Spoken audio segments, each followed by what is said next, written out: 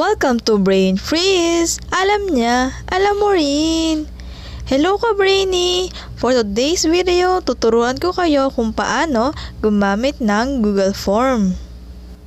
Punta tayo sa Google Chrome and search Google Form and i-click yung unang link na makikita nyo. And then ito na siya.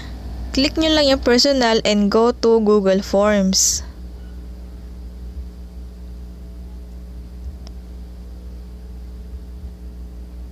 Here, i-click naman natin yung blank. And tada! Here, ito na yung Google Form natin. And then, tayo nang bahala to edit yung title ng form natin and questionnaires. Dito, pwede siyang multiple choice, fill in the blank, pwede rin na checkbox. It's up to you and complete yung tools niya dito.